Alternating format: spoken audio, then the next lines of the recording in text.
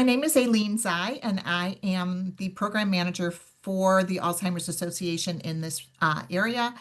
And I want to thank you all for coming here today and sharing this information. We feel like this is a really great program in regards to education for people who are caregiving and really trying to manage the topics that we're going to talk about today. So again, thank you all for coming. This is a program that is one of many education topics that we provide. And we do these free of charge in the community to help raise awareness and provide resources to people who are dealing with this disease. So again, I will go ahead and get started.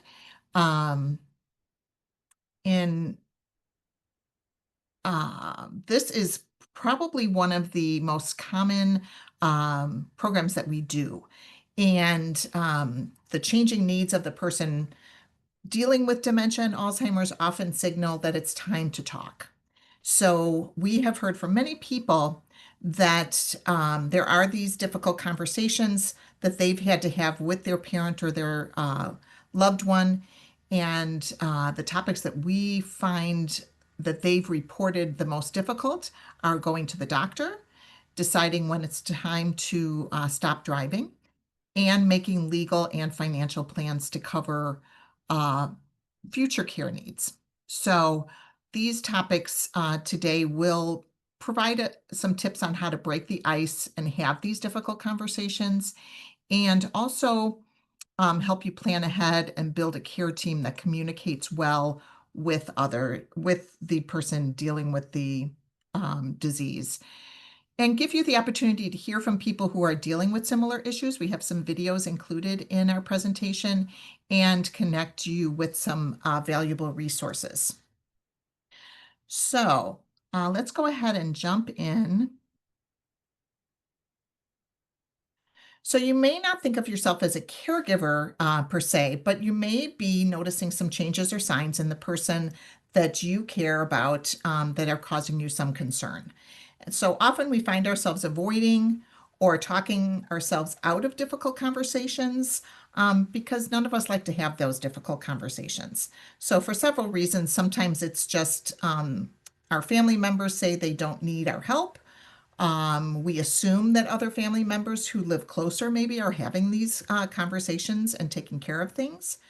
We fear that we might take away the person's sense of independence, and the family disagrees about whether or not there is a problem. And that's a common situation between siblings at times. So we might hear different comments like what are up on our screen today. You know, my sister lives close by, she can take care of it.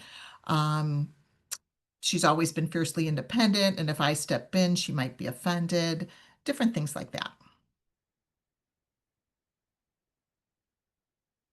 So successful conversations will really be able to happen if we keep some of these things in mind. The first is sooner is better than later. Let's not wait for a crisis. You can actually avoid a crisis by talking about the issues and taking action in advance. So by taking care of these conversations early in the disease process, you'll be able to hear directly from the person living with dementia about his or her wishes while that person is still able to contribute to being part of the planning process.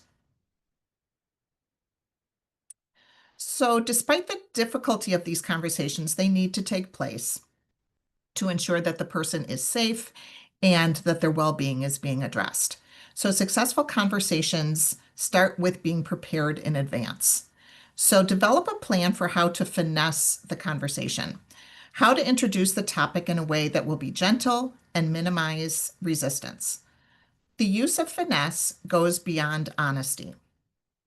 It involves understanding how difficult the conversation can be and thinking about how best to gently position the discussion for a positive outcome. And that's really the goal, is that positive outcome. So also consider what you will do regardless of how the person responds. For example, ask the person whether he or she wants to know if you've noticed any changes in their behavior and their functioning. In most cases, the person will say yes, thereby allowing you to begin your discussion. If he or she says no, then he or she would not want to know about the things that you've noticed. Focus on the fears that accompany these changes and how important it is to talk about the changes openly. The actual conversation about the changes you've noticed may need to take place in a separate conversation.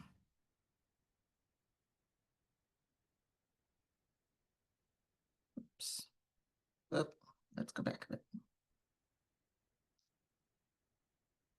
So take notes about the changes that you see. Begin observing and note examples of behaviors that concern you.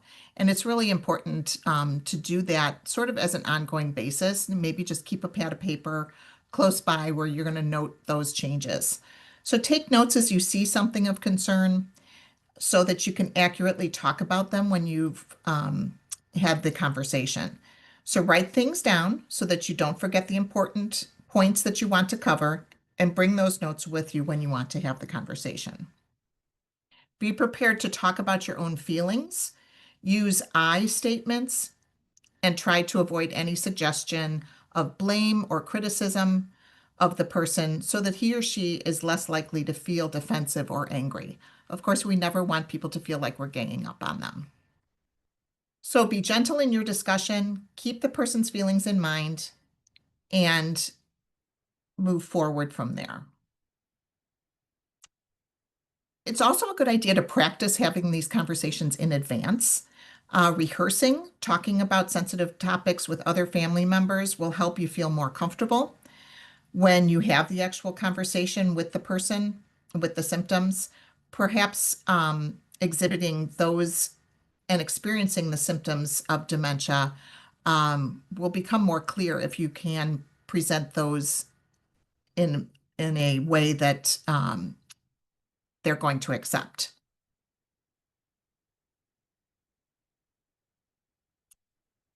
And then initiate the conversation at a time and place where the person is relaxed, well rested, and comfortable. Sit close to the person, use empathy, and speak from your heart about your concerns.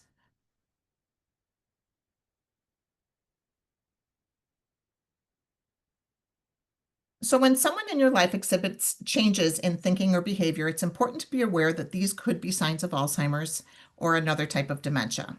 And there are changes that are typical of aging, such as taking a longer time to remember names or needing a reminder about how to use the remote control, but you may start to notice issues that go beyond typical aging.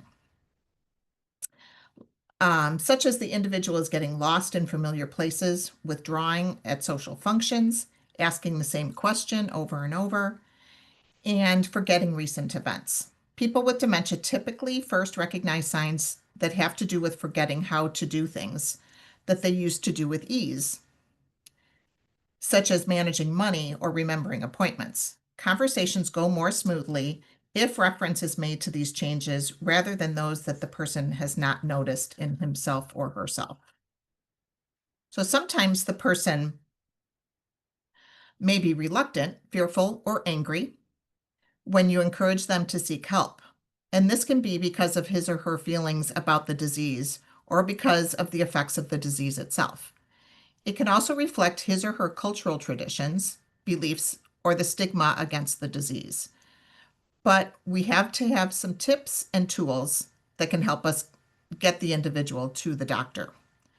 So if you feel awkward to approach someone about the changes that you've noticed, many times the person has already noticed these changes in him or herself and has some concern. So the person may be afraid, and denial really is the most basic way that we all have to protect ourselves from feeling overwhelmed. but the changes might be due to something other than Alzheimer's, and acknowledging this can help the person agree to take action. Oftentimes, we see things happen when someone starts taking a new medication, or they might have um, some other medical issues that are causing these behaviors. So we want to make sure that we're getting the right diagnosis. So now we're going to listen to Donna, and she's going to talk about the importance of talking about getting help. I think you have to be honest. I think that's the important thing with it. To get a loved one to the doctor. I think you just need to be candid and honest of what are you trying to do. We're trying to understand what we're up against. It's just so important to do that because you can't battle something that you don't know what you're battling. Again, it may not have been Alzheimer's. It could have been depression. It could have been so many other things. And guess what? There's other things you can do to take care of those issues as well. But that's what you need to be able to do. You can't ignore something. It's not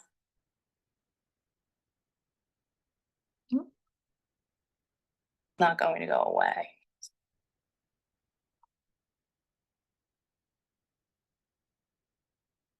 So suggesting a doctor's visit can be all that is needed to get the ball rolling.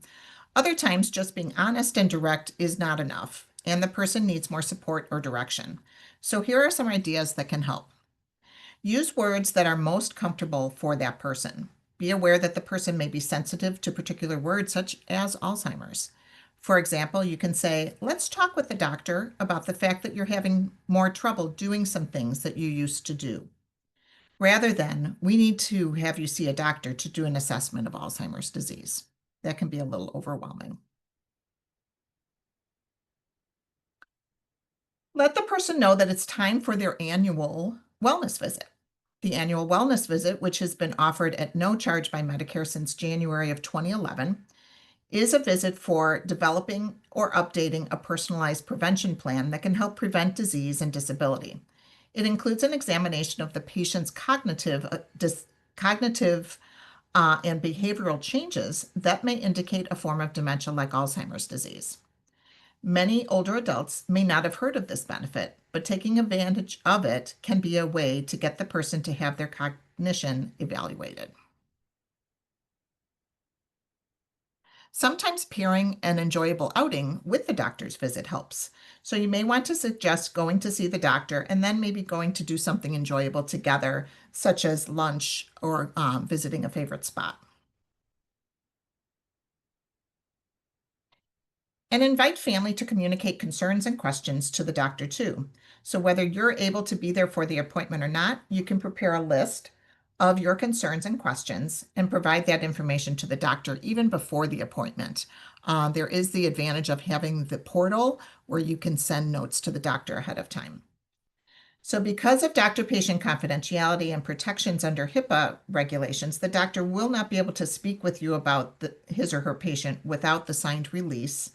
So even if you're able to get the information to the doctor, they may not be able to discuss it with you further without that signed release. So if your family member agrees to it, having that document in hand can be very helpful to getting the information to you that you can communicate with the doctor more effectively.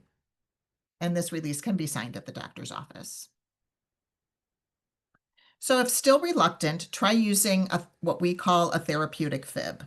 There may be times when the person with symptoms or the person exhibiting or experiencing symptoms is extremely reluctant to see a doctor, regardless of your attempts.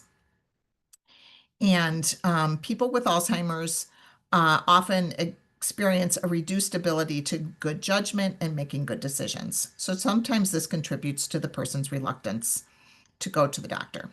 So in these situations, the person's safety and care comes first. You may need to utilize a technique called the therapeutic fib to get the person to visit the physician's office. To get someone to see a doctor, some family members or friends tell the person that a doctor's visit is required by the insurance company um, in order to authorize prescription refills, renew a policy, etc. So invoking this outside authority can help the visit to seem less like a criticism of the person and his or her current level of functioning, so resistance may be reduced. So our next topic is when to stop driving and having that conversation. We often find that this is really one of the most difficult conversations because it is, dealing with someone's freedom. But as we've heard from others, having a conversation about driving is most likely the most difficult one to have. And you may notice signs that your family member's driving has changed, such as accidents or tickets, moving violations, things that may be more subtle, like new scrapes on the car or the garage. So you may even see the person making mistakes while you are in the car with them. Even though many of us will need to stop driving at some point, people are often reluctant to consider the issue because they are afraid to relinquish their independence. So, denial that anything is wrong can allow a dangerous situation to continue, but dealing with it early on can really help ease the transition. And we're going to listen to Chris about his experience with his father. There's no exact answer on this is when you stop driving. Uh, you can tell when coming up to an intersection, as an example, the ability to understand what's going on around you was starting to deteriorate a little bit. Being on the highway with cars on both sides becomes a little bit more difficult. And first and foremost, the safety of everybody in the car, as well as other drivers on the road. You think about that, and you want to make sure you're not putting anybody in danger. But then the difficult part is telling your dad who you love, and he loves driving, and he's used to it, and he can no longer do that. But then, even then, taking the keys away full time was very difficult. The doctor was very helpful and just saying, medically, you can't do this anymore. But my mother had the hardest time with this because she knew how much this was going to hurt him as well. And this is one of the first things that we had to deal with as a family when it came to telling my dad that he had to stop doing something because of this disease. That meant a lot to him.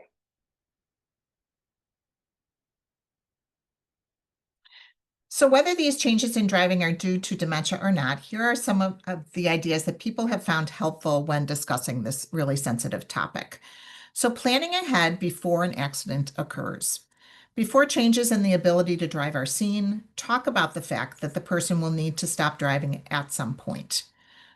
Many families find it helpful to have an open discussion and develop an agreement about how the person would like you to develop, um, to recognize that this is a time for them to stop driving. Um, Some of these things can include noticing more mistakes on the road, new scrapes on the car, etc. So when the time comes, the person may not remember the conversation, so it might be helpful to write down notes about your agreement to use later, or even ask the person to sign sort of a driving contract. Express your concerns about specific changes that you've noticed. Let the person know that you care about and support him or her, and reinforce that as the reason for your concern. Use specific examples to show that these are real problems. Something such as, last week you did something really different. Here's what happened, and kind of explain it. And then just talk about how that concerns you. Appeal to the person's sense of responsibility and concern for others. For example, you could say, I know you wouldn't want an accident to happen, and for you or someone else to get hurt. And here we'll listen to Sheila's experience with her father. Some tips on having the conversation is pointing out, especially for my father, the potential danger to others that it may cause if he's behind the wheel. And just talking about it from the standpoint that this is not only the best thing for you, but this is also the best thing for others around you. And these are some of the alternatives, making sure that this is what's going to happen, having a plan.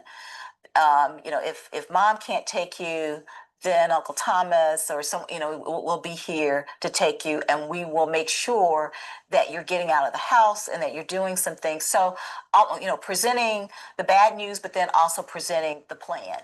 And for my father, that's really, really important to have a plan.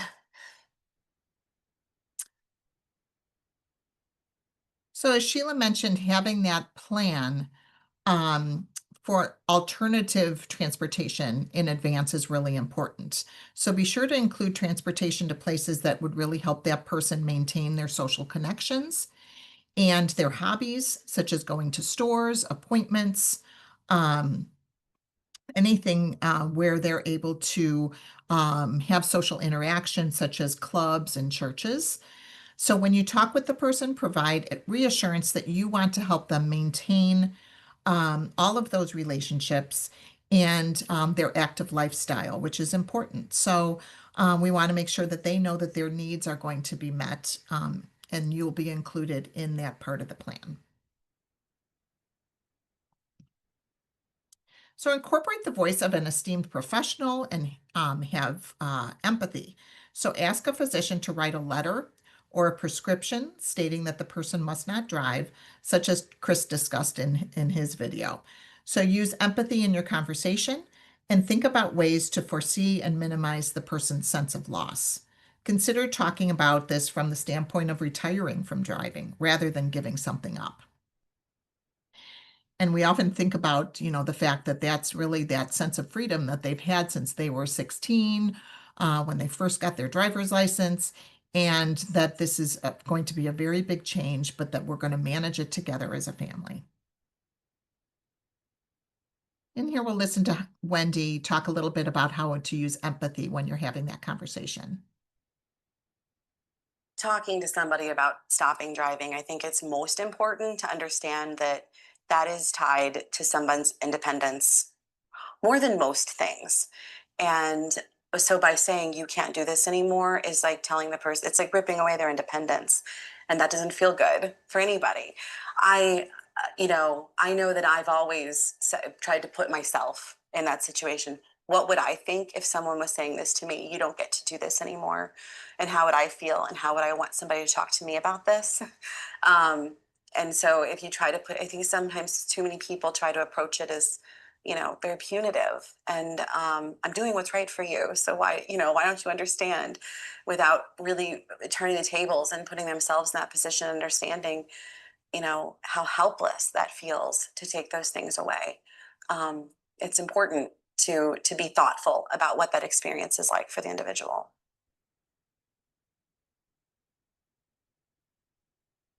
So one of the ways that we can all provide ourselves with choices that maintain our independence is by making legal and financial plans for our futures. So many families do this only to be taken by surprise when dementia enters the picture. And here we'll listen how Chris dealt with some financial situations in regards to his father's Alzheimer's. Financially, this disease will increase the cost of living. It's just a fact. So planning for those extra costs is that much more important than what you were planning for before. And so you have to review everything that's in place, see what changes need to be made, both legally and financially. And you have to monitor that going forward afterwards too. So some people may have plans in place, but may still be uncomfortable discussing their financial status with you. So you may also feel reluctant to do anything that may come across as intrusive. Talking about it does help, though. So making legal and financial plans early on ensures that the person's preferences are included in the plans and that the family will not need to make any rash decisions. So it's important to take the time to have these conversations. It can be very scary, of course, but it is necessary. So we're going to listen to Julie talk about her family situation. Here's what I've come to after all of this. That it's the most loving and kind thing you can do for them is to be honest with them and say, this is like a really scary thing. And I feel a lot of discomfort bringing this up to you. But I tell them, if you're going to be the one who's going to take them on this journey, then you have to tell them, I'm going to be here on this journey with you. And there are things that we have to do to get this in place. We're going to go on this journey together. I've told you I'm going to be here with you till the end. So let's get this ready. It's like we're going to go on an ocean ship. We've got to get things packed up. We've got to figure out what we're taking with us. We got to get ready. And the things that we have to get ready, we have to make sure that we know which doctors you're going to be using. I need to get this signed, okay? So that if you go in there and they have to do surgery, for example, I got to have this durable power of attorney for healthcare for you. I have to have this worked out, okay? Now, if for some reason, okay, you need to go to rehab after something, I have to have these documents here, the financial stuff, so I can get these things taken care of for you while this is going on. I don't want to have anything get in the way of us being able to progress and keep doing this. I said, it seems hard because it's hard in our heads. Everybody's read about people who've stolen from elderly people, who've done these horrible things. But if you're the person who's approaching this with loving kindness and compassion, and you're willing to take this person on this journey, you're not doing a bad thing. You're doing the right thing by talking to them about it. And you approach it from the standpoint of, I'm here for you. I'm doing this for you. We're going to do this together. And I'm going to help you through this. And these are the tools that I need to make sure that we can do this.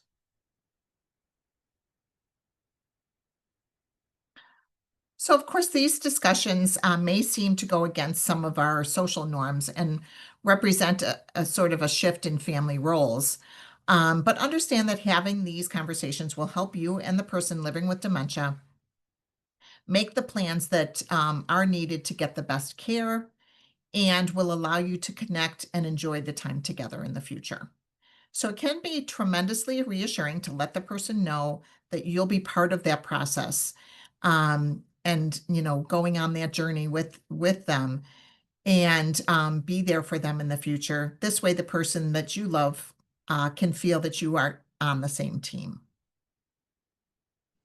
So start by asking questions and gathering documents. Think of the conversation as a chance really to ask questions rather than to tell the person something. So you're going to talk about what documents are in place right now and where they are kept, who has copies of the documents and who should have copies, who should review these documents, family, professionals. Put the documents together and take care of any that need to be completed or altered. As we all know, sometimes things happen in life, and we have certain people named in our documents as beneficiaries and things like that we need to adjust as life goes on. So explain that there are standard plans that need to be made as we get older. So reduce the resistance to the process by explaining that having these discussions and completing the documents are really things that we all need to do as we age. So it's not just something that they're having to do themselves. That's something that we all have to do. Break the conversation into parts and try different times and locations. If you only have the conversation via phone and it's not going well, maybe try it in person.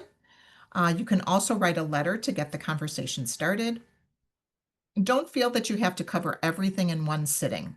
It may help to do the planning in smaller segments, and you can address the person's finances one day and then maybe talk about legal documents at another time. So involve others to help talk about finances, really having a financial advisor to help with the conversation, or involve a brother or a sister. Some families make the decisions to pool resources together to ensure that they're provided with the correct information and have those expenses paid. It's important to understand that the financial situation um, can be complicated. So we want our family there to make sure that all of the best decisions are made for the long term. So just as having these difficult conversations is challenging, caring for someone with this disease is also a challenge. But there are steps that you can take to make things easier for everyone involved. As our veteran caregivers tell us, no one can really do this alone. There are steps that we could take to make sure that we have the correct team together. And all of these care teams work best when there is good communication. So the first step is really to begin the conversation about talking about what other people should be on our care team. So as with any team, your care team works best when there's an open flow of communication and when decisions are made together. So you, the person living with dementia, or your family members are at the center of the team. And then whether family members live near the person you are concerned about or far away, everyone can participate. So families typically look at their primary care doctors to help with making medical plans. Other medical professionals who specialize in the areas of dementia can be included to make the diagnosis. So once the diagnosis is made, find out who will coordinate care on an ongoing basis. This is often the primary care physician. So your care team does not need to stop here. Peers can be a tremendous support to the core care team members. As the disease progresses and care needs increase, friends can offer much needed breaks and emotional support. So I always suggest, people are always so willing to help, and many times caregivers don't take advantage of the help that they really need, and then stress increases. So make sure you're calling on those peers that are trying to help. Everyone that's part of the care team that continues to work should also contact their company's human resources department or employee assistance program to ask about caregiving benefits. Families can then look at their pool of resources and make decisions about how to proceed. There are also community resources available where you work and live. Some are even online, so your entire family can have access to this information and support. So the Alzheimer's Association has many different resources, and one of them being our Alzheimer's Association Alzheimer's Navigator. And this is a tool to allow families to create a personalized action plan to connect you to local resources, information, and support. So we always suggest that you visit our website at alz.org/Alzheimer's Navigator. And this is just one of many resources that the Alzheimer's Association provides for people going through one of these most difficult periods in their life. On the resource list, they can also see programs and services of the organization. So we always invite people to take the time to explore the website, take a look around, see what's out there. There's also what's called Alz Connected, where you can talk with other people who are experiencing this journey. The Caregiver Center. There's free online education programs. There are accesses to support groups and education programs like we've done here today that are all available online. We also have a conference once a year that is going to be coming up soon in the next few months. And we're going to talk about all of the research that's being done. So doctors and researchers from all over the world come to this conference, and new information is always available after that. So keep an eye on the website for those updates. And remember that no one can provide all of the support alone. So we want to urge you to form a care team and talk with your family about concerns such as the topics we talked about today, and just get those conversations going. I think everybody will feel better once those conversations have been completed, and it's often important to revisit them as time goes by. So helping the person that you're concerned with begins with taking those steps to talk and having those difficult conversations. So on this slide, you can see our website address, alz.org, and also our toll-free helpline, which is 800-272-3900. That helpline is managed by master clinicians who answer the phone when you call. I just was presenting a program the other day, and someone said that they were on the phone with someone for 30 minutes getting resources. So those are available to you 24 hours a day, 7 days a week in 200 languages.